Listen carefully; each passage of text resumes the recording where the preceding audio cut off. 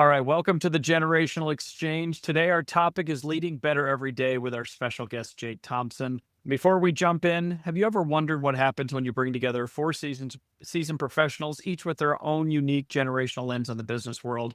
Well, you've come to the right place. Join our hosts who are in their 30s, 40s, 50s, and 60s as we tackle the big questions, share decades of combined experience, and unravel the threads of today's professional challenges.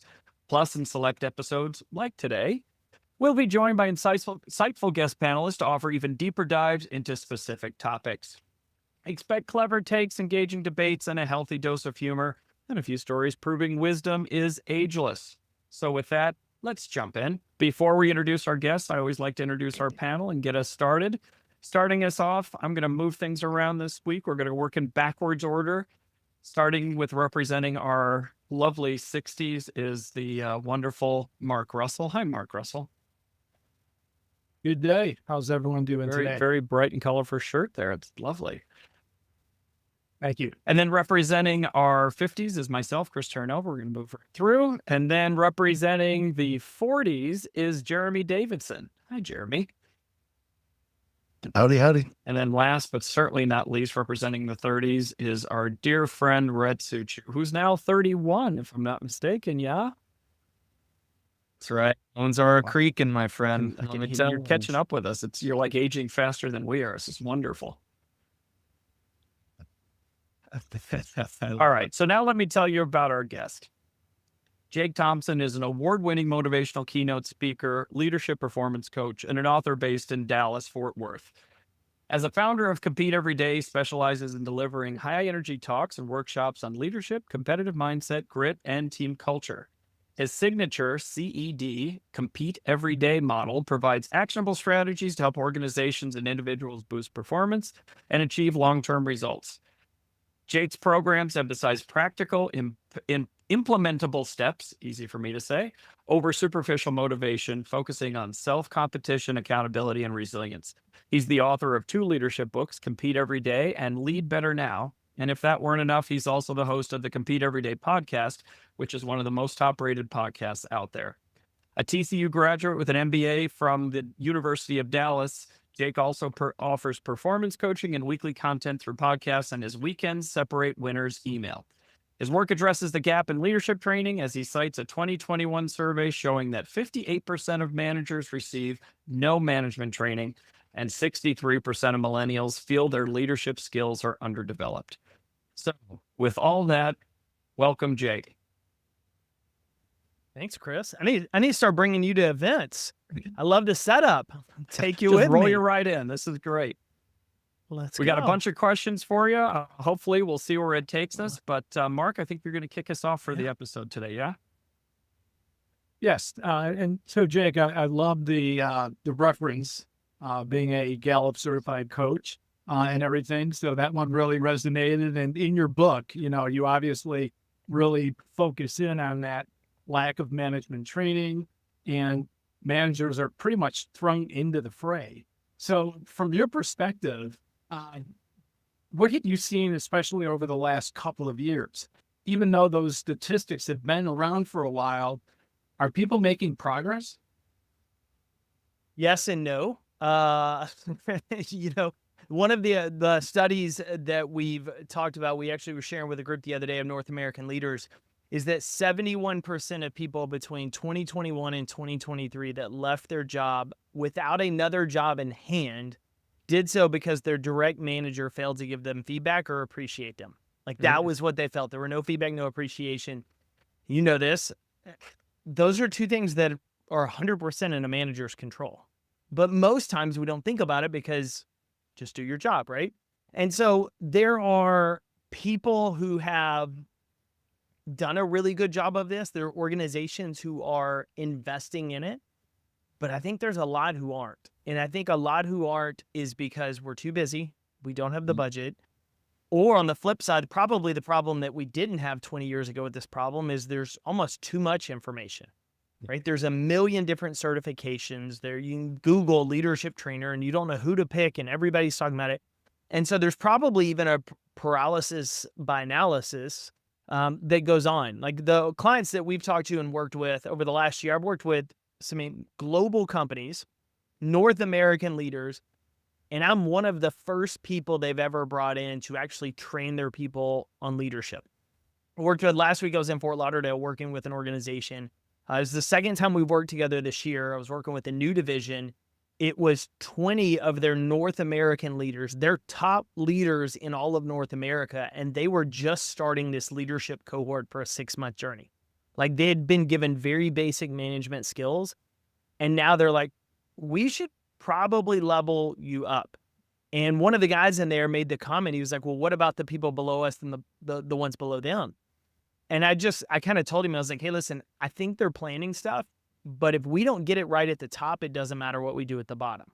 Because some organizations, as you've seen this as well, Mark, they'll bring somebody like me in, train our new leaders. Let's set them up for success. And we can do a lot, right? We can equip them with management skills, basic leadership skills, get them going.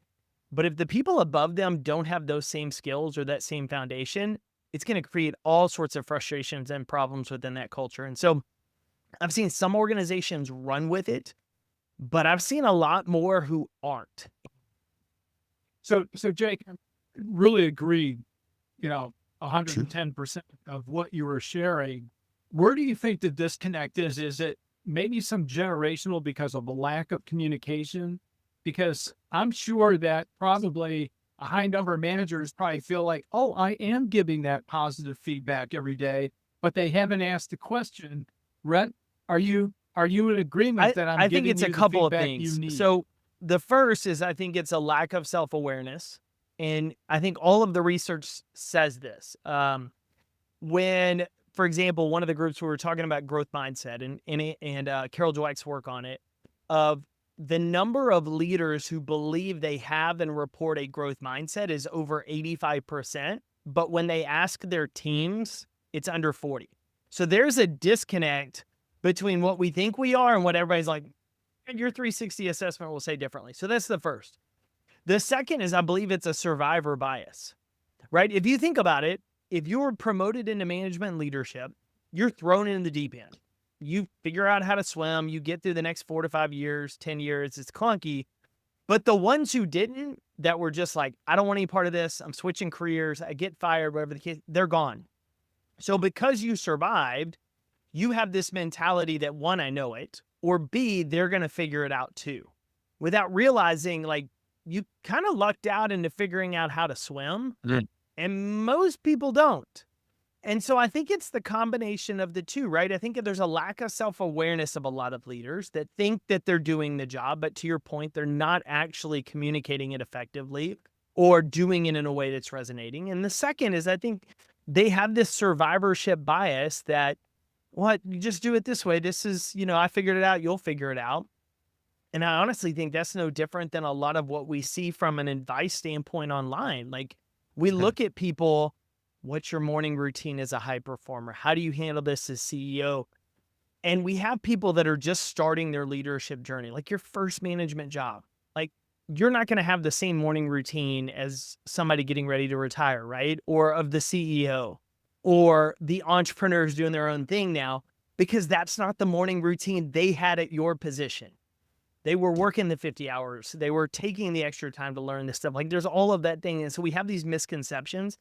And so I think that's a lot of it, is there's not a lot of people in the trenches in Jeremy's age range, in my age range, and in Rhett's age range who are saying, hey, listen, the beginning is rough and it's a hard mental transition and skill transition. And more than anything, you need to know middle management is the hardest because the people above you still dictate a lot. Yet there's a lot more that are on your shoulders. And so I think it's just kind of we're missing a lot of those pieces when we get into it. Mm-hmm. And then when you work with guys like me, the organizations I've been blessed to work with, for the most part, have been incredible in terms of they further implement. But me coming in and doing training on a day or 2 days doesn't change the organization. I just equip people with the right skill set. If we work together over 12 months and I'm in every month, then we have the opportunity to really hold people accountable and continue the follow through. And I think that's where a lot of organizations also drop the ball, is they hire Mark to come in, or Rhett comes in, and we teach, we spend a couple days, we train this, everybody's equipped, they're ready. Okay, cool. Go back to Jeremy, go back to Chris, to your team. and continue to implement it. And Chris and Jeremy don't really know how to hold them accountable because they were never really trained to. And so in 3 months, it just goes back to exactly what it was. So I think it's that whole mixture of things moving at once.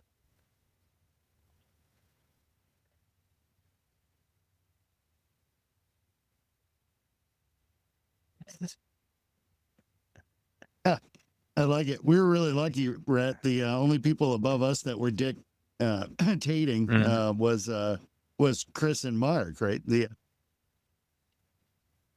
Right.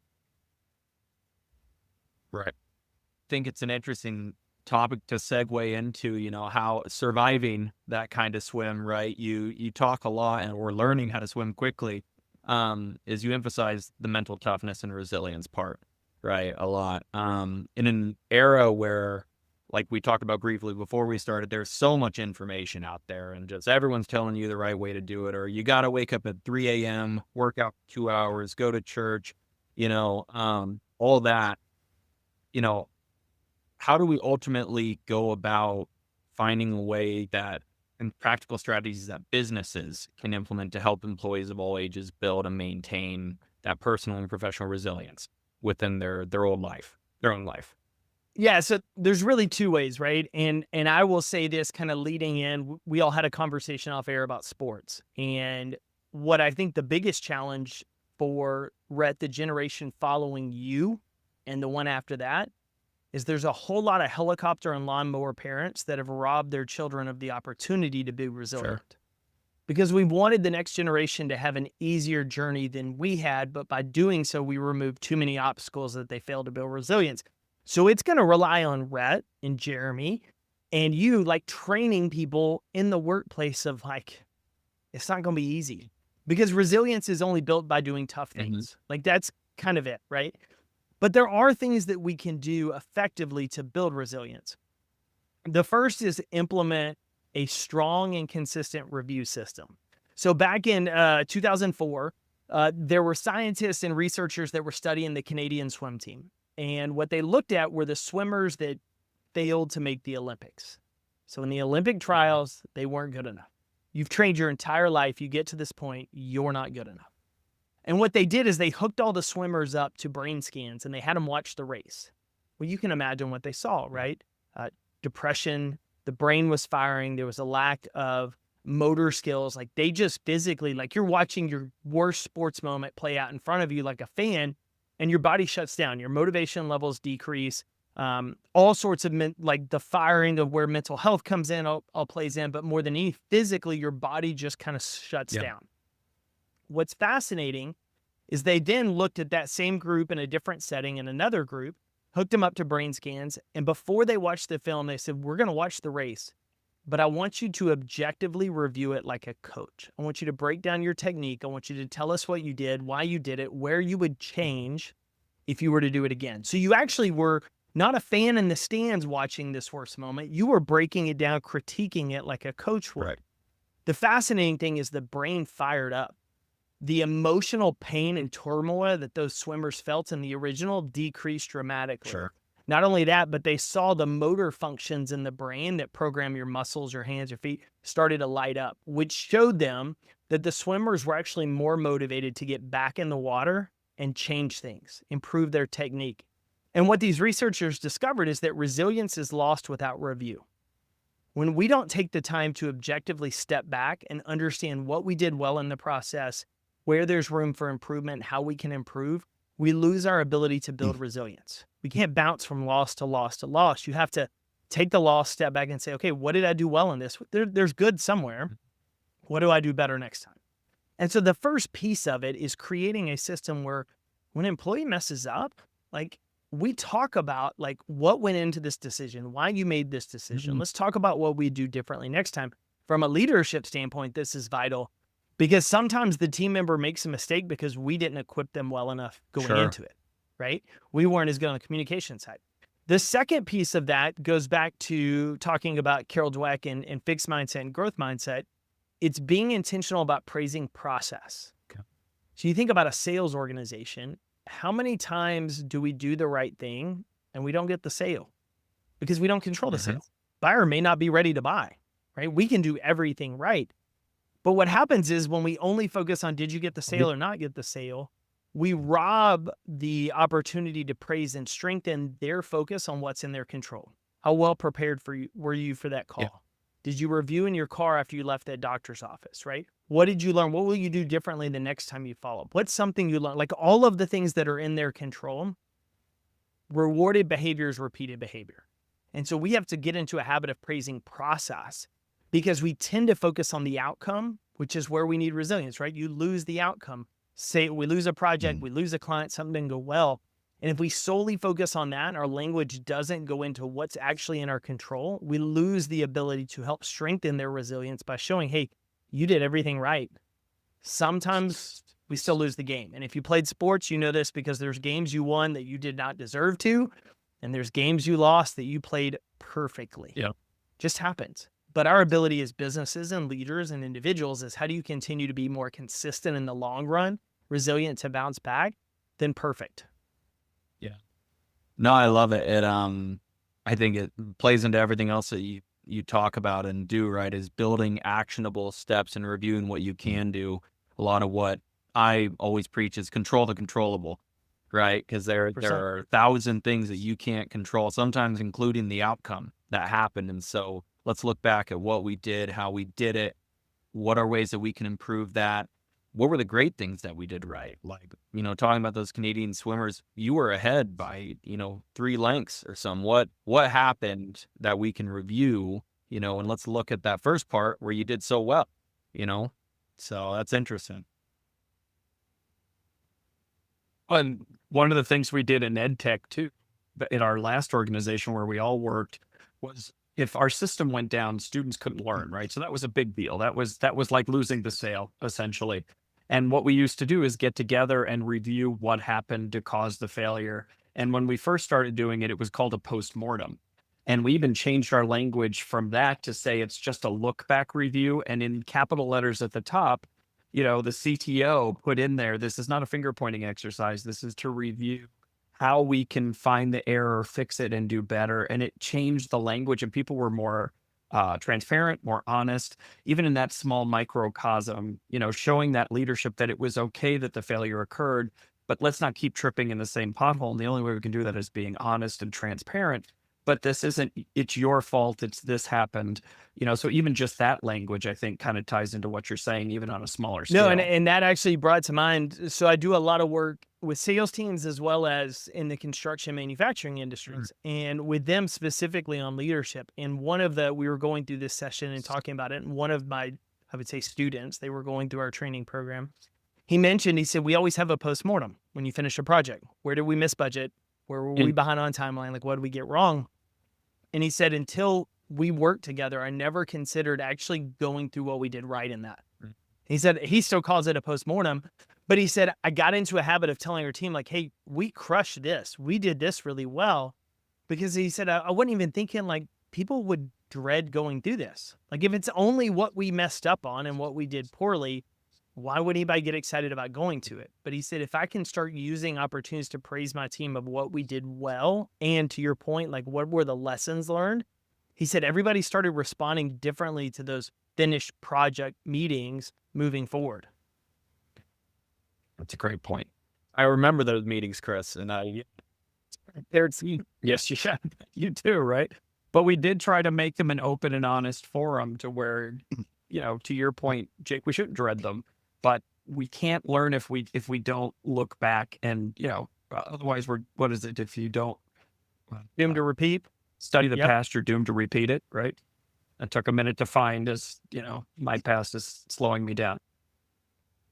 But I wonder how many leaders offer that opportunity to reflect, right? Is it Jake, I don't know if we ran through one of the reasons the 4 of us gel so well is we kind of started, before we started doing this as a podcast, we were just doing it as a weekly pull up and chat, right? And debrief and download and vent. And I wonder if the reason that resonated so well with us is because we really weren't getting that, at a leadership level, right? That ability to sit down. I mean, how many times did we say, oh yeah, let's take a step back and look at this. If you don't have that professionally, do you search it out and find it with mentors, with peer groups, You hope. What often Sure. happens is you end up just having a weekly happy hour complain fest, right? And that's not really the most productive use of that either. And so you run into that. I think the reason we struggle with this probably goes back to what we talked about, Mark and I were talking about at the very beginning as well, is a lot of people aren't trained right on the leadership side. But then we come into the leadership relationship, whether you're being led or you're leading, with the expectation of I can't make a mistake, right? The leader, we all do, and you get promoted, we put the pressure on ourselves that I have to have all the answers now because people are looking to me because I've been promoted. On the same side, the person you report to, you immediately think they have everything figured out. You have the expectation they know it all. The reality, they don't, right? And so when you believe the person above you has all of the answers, you don't want to appear like you don't, or you have questions, or you're concerned. And then when you assume you have to have all the answers, your ego is like, you got to protect that image at all costs. So these kind of healthy conversations don't happen because we're putting false expectations on ourselves and our peers instead of, the best mindset a leader should have is, how do I just be a work in progress? I can be vulnerable with that. I can connect with my team. And I don't have to have all the answers because I can figure it out, or I can find people on our team who do. And that's way more valuable from that standpoint than anything else. So, And even saying that out loud too to your teams, Yeah. I think helps as well. It's one thing to know it, but to help reinforce that, I don't have all the answers. This should be bi-directional, right? I think that starts to break down those barriers too. And, for those of us who are a little more seasoned, to your point earlier, we didn't start off like we knew all of this stuff. Mark, I would say for both of us, we kind of fell forward and learned these things and trial and error. And I think being able to push that downward and help people learn that and say there's lots of things we can all learn together, I think is really important. And it opens up a safe space for that discussion as well. Sure. It was So- always coaching up. if you can get into a new leader's head, or hopefully even some existing leaders' heads with this message, and kind of get them to approach their interaction with their team with some level. Gosh, what do you kind of talk about the principles of mindset and intentionality, right? If they're able to, get it in their head that they're gonna start transforming this environment. What kind of advice would you give them in terms of what to focus on that would really be impactful, either in the immediate or the long term, with their folks? What are their folks looking for? What's going to resonate most with them? It's funny. The Lead Better Now book I wrote is I've got a library behind me, right? There's some incredible leadership books, and a lot of them talk about things. There you go, Jerry. Oh, there we go, guys. Love it. So there's a lot of books out there though that are like, how do we cast vision and, leading the organization. And when I wrote that book, it was like, I'm writing to people who are in the deep end that just need a life jacket or a preserver. There's a million things to your leadership journey, but for me, the most important, we're leading yourself. But then what I think most people miss, connect with your people and focus on giving them better feedback. If you can do those two things, because what the stat I mentioned at the beginning, right? 71% of people who left their job did it because they didn't feel appreciated or got feedback. We've seen stats that over 35% of people report only getting feedback once a year. And the joke I make is you might as well call that a proctology exam because nobody looks forward to an annual feedback meeting, right? Right. And then most people have to wait a quarter. Yeah. And so the most simple, straightforward way to change your culture is set aside 10 to 15 minutes a few days a week to just have a cup of coffee with someone on your team and get to know them as a person, because you then make them feel valued and make them feel seen. And that at the end of the day is a human core component. We all want that. And so if you can make someone feel valued and seen and not just a cog in the wheel or a number on payroll, it's going to change how they see you. In fact, Harvard wrote that we communicate for two reasons: to share information or to learn information and to increase likability. And the way you increase likability is to ask a question and a really good follow-up. And so if, we get to talking, Mark and I, we were chatting hockey when he and I connected, and we were talking stars and abs. And We're, all of the fun of playoff hockey. And so we kind of went down the thread a little bit, and then emails back and forth. We're still on it. But those little things show genuine interest in each other because we asked questions and follow-up questions and kept going. And Brett and I were talking Boise before we got online. Like little things like that, most people overlook. And then the layer on top of that is just getting into a habit of giving good feedback and not just when you get somebody in trouble. And I think that's a tough one. We talk generationally, like that's a tough one for older generations, I think sometimes to get on board with, because a lot of it is that's your job. And the way we were raised was just do your job. And I 100% understand that. I was not praised for getting good grades in school. Like my parents expected it. Like, we're not going to pray. We're going to get on to you if you don't. But at the same time, if you're the A student in class and the teacher never says anything to you and they make it a really big deal when the D student suddenly makes a C, you kind of feel invisible and you kind of feel frustrated. And if you're a high performer in an environment, you want to be around other high performers and you want to be appreciated for being a high performer, even if it's, quote, your job. And so when we start to understand that and can just get in the habit of like, hey, Rhett, I see you doing this consistently and I appreciate it. Jeremy, man, we had tech issues, but man, you jump back on it. You own it. You got everything fixed. Like, I'm going to call it out specifically and I'm going to praise you on it. And if I can connect it to my values and our company values, it's even more important. No. That will transform a culture more than anything else you do. It's not new products. It's not new strategy. It's, man, you know your people, you make them feel valued, and you get in a better rhythm of giving them positive along with that constructive feedback. You start to transform how they see you and how they work. And that's what changes organizations. Yeah. Yeah. I like it. I don't think anybody on this call would ever accuse me of not being personable. In fact, I have to consciously try to find the balance act between the water cooler conversation and actually talking about driving improvement. But I'll tell you, since we've got you and you're the guru, I've got a stalwart on my team, and it's like hitting the nail on the head to try to get anything beyond just the facts. This is what I'm here for. This is what I'm doing. And to try to connect with this person, I literally bang my head on the wall. Really like him, but I haven't figured out how to make that connection. And I don't 300 and some odd folks that I've managed, I would say he's my challenge. And I can't figure it out. Would you have any advice for somebody like me? So that is his person. So it's funny. I have aspects of that personality. There's a few of it, like, tell me what it is, where we need to go, what we want to get done. That's all I care about. I don't care about the rest of it. Like, I don't care about the relational side. Like, let me just execute, right? There's those people. But there's still a human element. Like, even though I'm that kind of like, I'm even that way, like I have to watch it with my team. Like right now we can talk, Statue of Liberty trick plays all day. Yeah, we can. And I can tell you about football games I go to.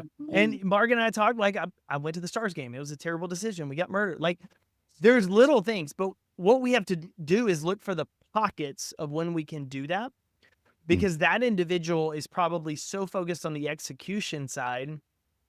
They may or may not be very technically driven, but like the interpersonal aspect can sometimes feel like a takeaway unless it's during lunch, unless it's during a time where we're not working on something, right? Where I don't feel like I've got to be on this. Hey, good to see you. Let me go here.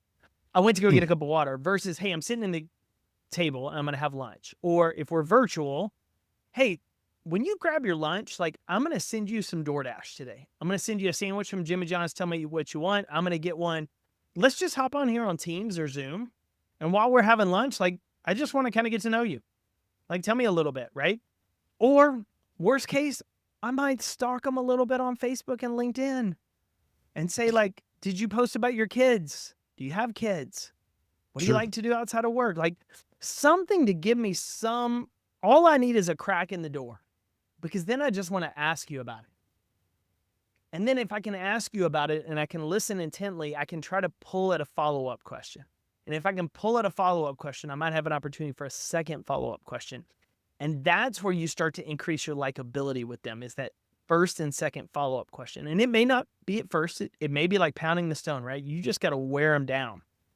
But what you just want to do is not worry about, how do I get them to open up to me? All you should think about is, how do I make sure they feel valued? And that's not about us. It's kind of like in a very separate arena, it's the reason leaders struggle giving tough feedback.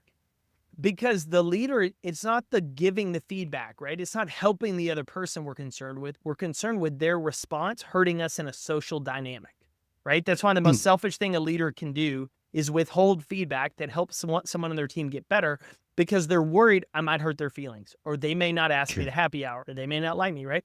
The focus is on the wrong part of the relationship. And so I'm not saying your focus is on the wrong part of the relationship, but sometimes we feel like if it's not reciprocal, if we're not getting what we need from them back, I feel like, how am I supposed to continue making deposits in it? But I look at it like a bamboo tree, right? When you're a leader, your job is to plant the seed, care for the seed, water it, give it sunlight, and at some point it's going to sprout. It may be 5 years down the road, but you just want to make sure that that person feels valued on their team, because they may not be expressive. They may struggle with interpersonal communication and connection. But when you continually ask about them, like, you're just sending subliminal notes that, hey, I appreciate you. You're valued here. I want you to know you're part of the team. And eventually you might wear them down. You may not, but your responsibility is not in how they respond. Your responsibility is how I make them feel valued. Oh, that's And that's great. hard, No, because I you seem appreciate- like a very personable, like, friendly guy. And I can imagine that's a struggle when it's not reciprocated. And so I know that's a tough spot to be in, but I would just challenge you, okay, how do I worry less about how they respond and more just how can I make them feel this way? Sure. Yeah. Yeah, I guess I always kind of associated it with trust, right? And I want the team to, especially in a remote virtual environment, I want the team to feel like they trust me enough they can bring issues, roadblocks, problems, and if I've got that kind of free flowing dynamic with folks, I kind of worked with the assumption, okay, they can bring stuff to me, and I kind of Some I people worry aren't about that way. Some Yeah. of us are like, I'm going to handle it on my own. I'm just going to go get it done. Sure. No, I like your take on that. I appreciate you letting me pick Yeah, your brain. Jake, you're controlling the controllable there too. Again, you're focusing on not the outcome, but what you should be doing and why. I mean, that's all we can do right in the long run. And that's the hardest thing. Like we talked off air, book 4, I wrote around this idea that we're obsessed with being the best. And the best is fixated on an ever moving target and on outcomes outside of our control. It was interesting. Literally this afternoon, I was listening to a podcast, and they were interviewing Eli Manning. So we talked sports a little bit. I love sports for our listeners that are just picking up on that. And Eli talked about, he's 5 years younger than Peyton. He said, imagine being Peyton's younger brother. Peyton was high school player of the year, Gatorade player of the year, Heisman candidate, #1 pick in the draft, one of the best quarterbacks of all time. He's like, I know in high school I could not be Peyton. I just knew it. And he was like, if I tried to be Peyton, I was always going to be disappointed. And he said, so at some point in my life, I was like, I just want to be the best me. I want to play to my strengths. I want to be a great teammate. I want to help my teammates win games. And he's like, I just took that my whole life. And I thought that's a really interesting focus, because it wasn't on outcomes outside of his control. And I know one of the things we kind of casually talked a little bit about is like the idea of like burnout, and where leaders and teams burn out. But when it comes to this kind of stuff, right, I think we burn out because we focus and fixate too much on outcomes that are beyond our control, and on being something that we don't have the skill set to be, right?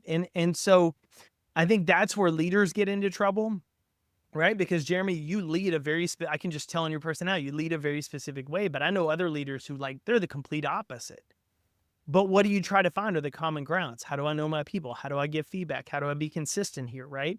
And so that's what we try to look for in this game, is not the things out of our control of what someone else does, what their talents are, what is going to happen from a sales income. It's like, what are we doing to focus on our inputs? How are we rewarding our inputs? How are we making deposits in our team? And that is the hardest thing in public companies, because you have boards to answer to and stakeholders, and in private companies, because small private companies, it feels like it's always on your back. But like, if you look at the long game, you're always going to have wins and losses.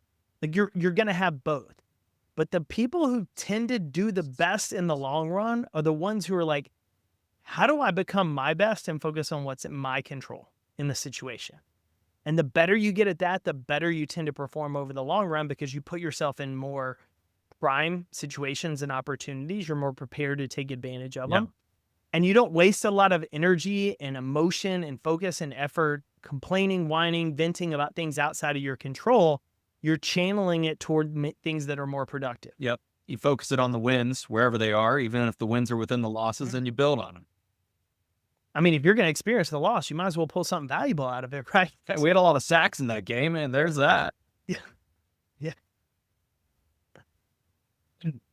Jake, what I hear you saying is we've really got to kind of encourage a growth mindset, build a culture of continuous improvement. But like with the case of Jeremy's employee, how do we implement that? Like I understand meeting them where they are, but how do we make sure that everyone as a group, whether you're a leader or you're evolving into a leader, how do you kind of encourage that that growth mindset, that willingness to evolve, to learn? You know, I've met people at all ages that are like, no, I'm good. I don't need to learn anything else. I've capped out. My mother said that to me once, and I'm like, I don't ever want to hear that from you. Like everyone has room to learn. But how do we do that? How do you get that going and evolve that so that they keep growing along with the company? So it's funny. One of my former one-on-one executive coaching clients, the first month I worked with him in his organization, told me, you just can't change my stripes. I said, okay, we'll see. And what's interesting is he, over the course of the next year, his stripes changed. Slow, painful. His ego still got in the way sometimes. He made some decisions he shouldn't have, but we saw growth. And what I did is I called out that growth every time I saw it. So like as leaders, the way we help facilitate a growth mindset is twofold, right? We praise process. We praise process. Study in sports psychology showed kids, two groups of kids. Kids, group A, were praised for hits, points scored, games won, all outcome based. Kids in group B were praised for effort, coachability, resilience, how'd you respond to a setback? What they found is over the course of these kids' careers, kids in group A developed a fixed mindset, right? Mom and dad's love were associated with how many hits I got, which means if I go 3 for 3, I'm loved more than if I go 0 for 3.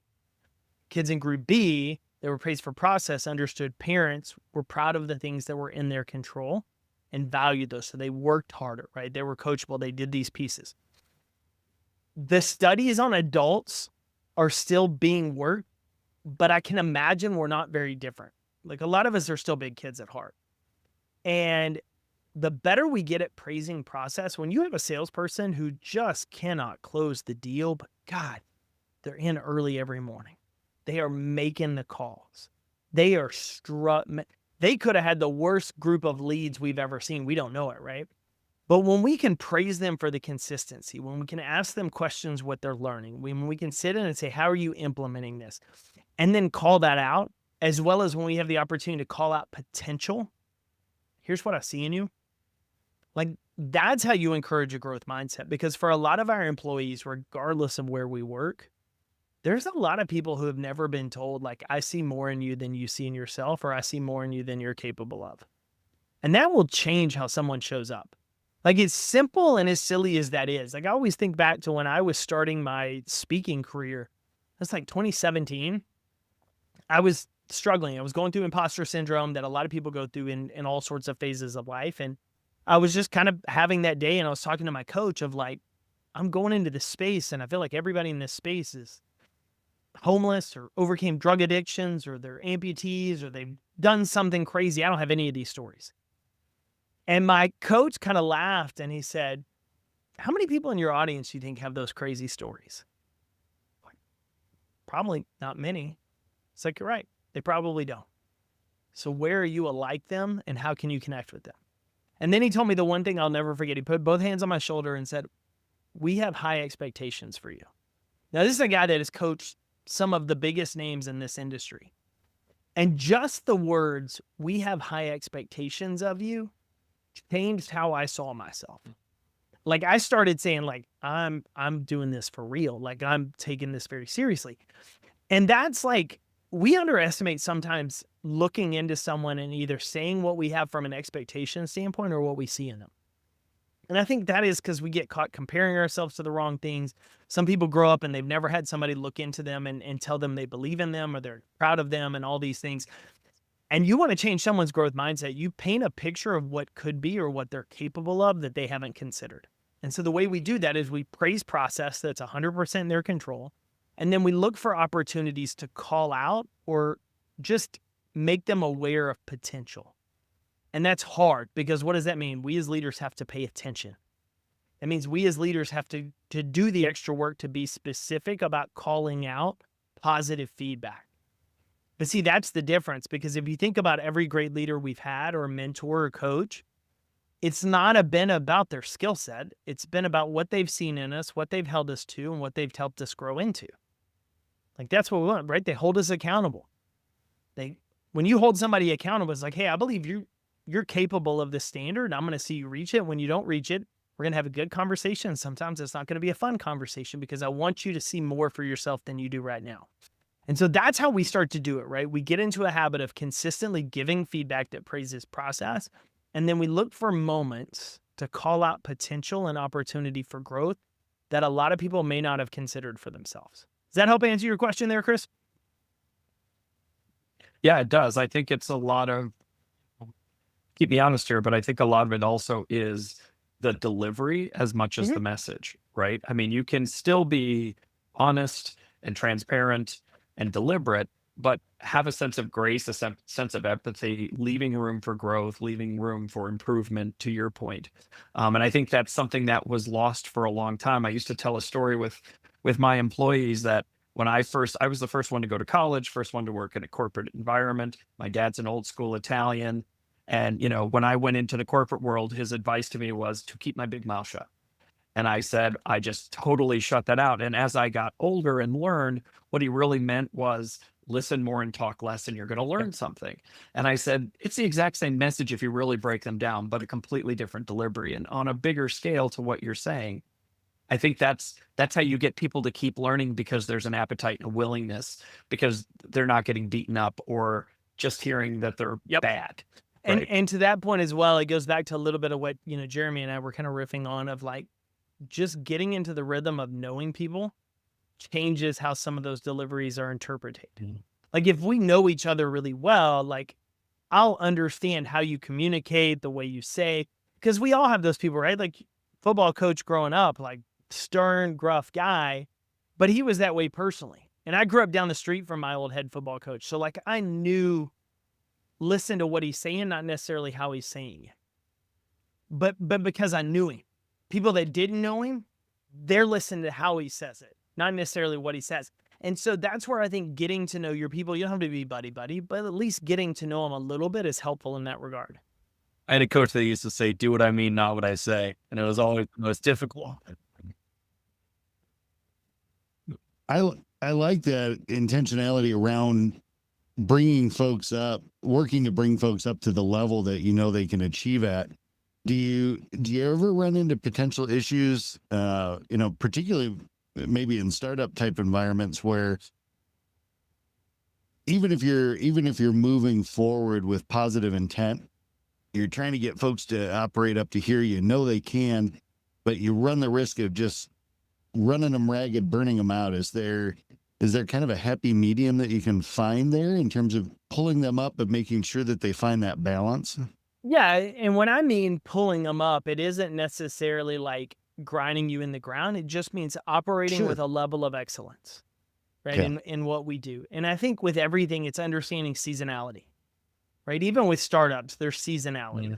There's also things that you can do to be mindful. So one of the organizations I worked with grew rapidly. They went from like 2 million a year to 12, and then they were over 20. And so it was a rapid growth, a lot of onboarding. But man, they celebrated well. Like, they would rent out like a beach day at a really nice hotel on a Saturday and treat all the employees. Bring your spouse, come out. Like, we're just going to spend a day at the beach playing. Like, if you want to go into the office early and make some calls, great, but I want you out here, right? They looked for opportunities. Man, it wasn't just the top sales performers that got rewarded. It was, hey, the admin, we got a suite tonight for the NBA game. Hey, I want you and you, because you do a lot of work that are underappreciated. We want you feel like you want to go. If you want to take the night off, but like, if you want to go. So they look for opportunities to reward them in that growth. I think where the challenge of where we burn people out is we expect a constant sprint and pace, and we probably don't communicate either the seasonality of it, or we don't help build in rest, Yeah. right? And a very simple example of this from a leadership standpoint is setting expectations for communication. Like, if I call you, it's an emergency. If I email you, I don't need to hear for 24 hours. Yep. But what happens, right? If you're at a startup or you're like me, a small team, sometimes I'm working on a Friday night or a Saturday. But if I email my team on a Friday night or Saturday, they may have the expectations they need to respond, which only Sure. amplifies the chance of burnout. So what can I do, right? One, I can communicate with you, don't look at your inbox all weekend. Or I can pair that and say, if I'm going to work on Friday night or Saturday, how do I schedule my email to send you on Monday morning at 8 a.m.? How do I help create space for you knowing you're automatically like, I always have to respond? And so I think that's on the leader to understand that, but to also understand, especially in a startup and small organizations, like nobody runs as fast as the founder for the most part, right? Nobody's going to run as fast at the top, but you can't expect your teams to run it as fast if A, they're not bought into the mission. There's not some of the same maybe revenue opportunities, long share profit opportunities, but two, like for some people, it's just a job. And that's 100% okay because you need those people that are just a job. But how do you make them feel valued, hold them to a high standard of the work they do, but support their growth personally and professionally as well? So, Jake, thank you so much for all the insights that you shared today. For all of our listeners, again, Jake will help leaders build the mindset to get those winning results. And a lot of it is having that process, celebrate the process. He can be found at jakeathompson.com. And there you can subscribe to his newsletters, his podcasts, and especially the books, Lead Better Now or Compete Every Day. So, Jake, on behalf of our team, thank you so much for joining us. Thanks, guys. This was fun. Enjoyed the time, fun questions, and a little bit of sports banner along the way. Absolutely. Thank you so Thanks, much, guys. Jake. We could have probably talked to you all night. Thanks for 100%. taking the time. Appreciate it. And that brings another episode of the Generational Exchange to a close. We are so grateful you joined our intergenerational conversation, and we hope it sparked some new ways of thinking about business. Thanks again to Jake Thompson for joining us. Don't forget to pick up his book, Lead Better Now, listen to his podcast, engage him as a speaker, do all those things because he has a lot to teach everyone. Also, don't forget to hit that subscribe button for more engaging conversations across the generations. And if you'd like to be a panelist, or if you have a business question that keeps you up at night, or you want to tell us what you thought of the episode, let us know in the comments or email us at feedback@thegenerationalexchange.com. Until next time, from all of us here at the Generational Exchange, thanks for listening and happy learning.